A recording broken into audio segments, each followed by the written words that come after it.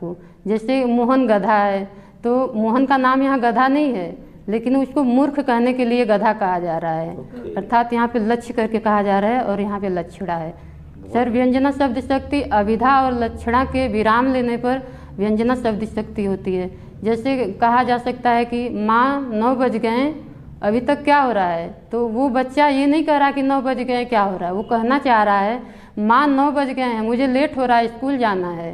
Okay, very good. अर्थ के आधार पर वाक्यों के भेद बताइए।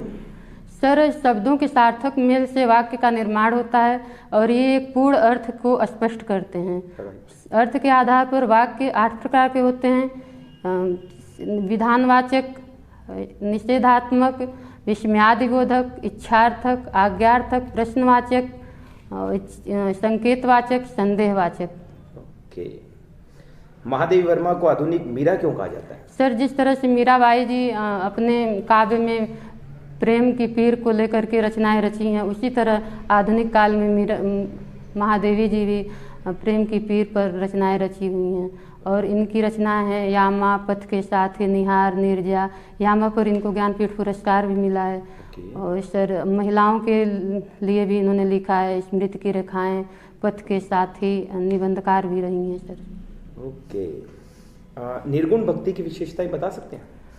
यस सर निर्गुण भक्ति शाखा को जो है 2 भागों में बांटा गया है, सगुण भक्ति शाखा और निर्गुण भक्ति शाखा।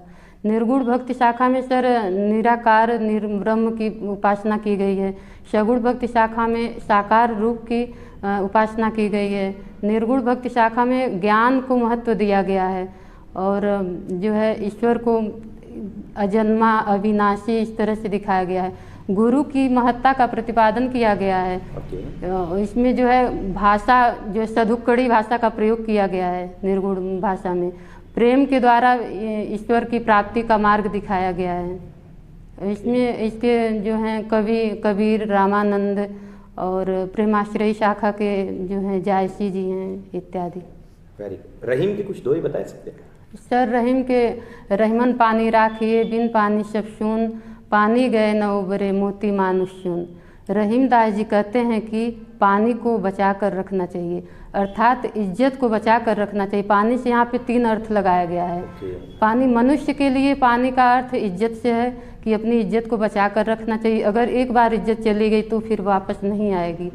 और चून के लिए, चून का मतलब आटे से लगाया गया है। अगर आटे में पानी हम ज़्यादा डाल देंगे तो वो वापस नहीं आ सकता है, निकाल नहीं सकते हैं उसमें से। और सर मोती के लिए कहा गया है कि अगर पानी जो है मोती पर पानी ना मिले तो उसकी चमक जो है फीकी पड़ जाती है। Very right. गोदान उपन्यास के उद्देश्य बता सकते हैं? सर गोदान उपन्यास से मुंशी प्रेमचंद जी द्वारा रचित महाकाव्य है। इसको जो है महाकाव्य की संज्ञा दी गई है। उपन्यास रहते हुए भी बहुत बड़ी बात है सर। और इसकी रचना 1936 ईस्वी में की गई है। गोदान उपन्यास में होरी और धनिया की कहानी को जो है विस्तार पूर्वक वर्णित किया गया। इसमें शहरी और ग्रामीण जीवन के समस्याओं के बारे में बताया गया, स्त्रियों की समस्याओं के बारे में बताया गया, जाति पाति प्रेम विवाह को इसमें दर्शाया गया है। और सर गरीबों कृषकों की दुर्वस्था को दर्शाया गया है। मजदूरों की जो दयनीय स्थिति है उसका इसमें उजागर किया गया है।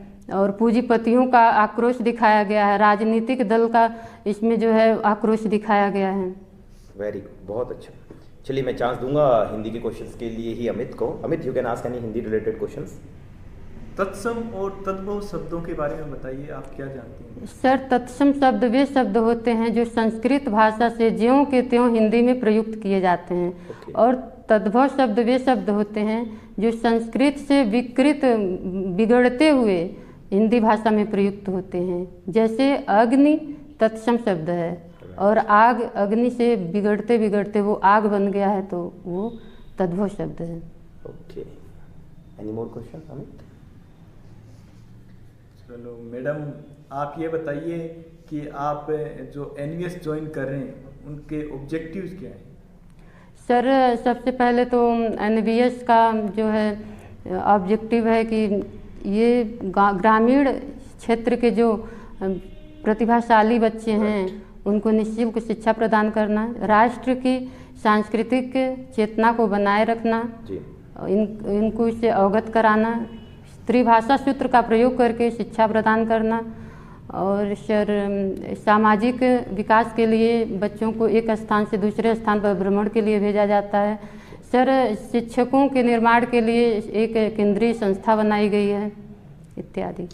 मिस्टर अमित, आप गोवा जा रहे हो तो मैं चाहता हूँ आप भी कुछ अपनी इंग्लिश लैंग्वेज में कुछ मुझे हाईलाइट कर सकते हो ऑब्जेक्टिव्स ऑफ एनवीएस, बताइए।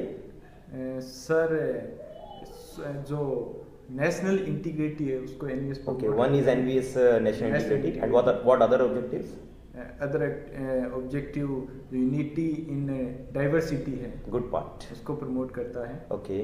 और एनवीएस है वो ट्राई लैंग्वेज फॉर्मूले पे बेस है। ओके। और एनवीएस जो अपनी सोशल एजुकेशन है, राइट, वो बहुत ही गुड लेवल पे प्रोवाइड करता है। शाबाश, वेरी गुड। टाइप से चलिए, मेरा नेक्स्ट क्वेश्चन है आपसे, तुलसीदास की रचनाएं कौन कौन सी, कुछ बताइए जितना आप जानते हैं। सर तुलसीदास जी भक्ति काल के बहुत ही अच्छे कवि माने जाते हैं। ओके। और इनकी रचना रामचरितमानस जो है जन जन में व्याप्त है, राम के बारे में इसमें वर्णन किया गया है। राइट। रामचरितमानस, कवितावली, गीतावली, दोहावली, बरवे रामायण, रामलला, नहशु, हनुमान बाहोक इत्यादि इनके ग्रंथ हैं।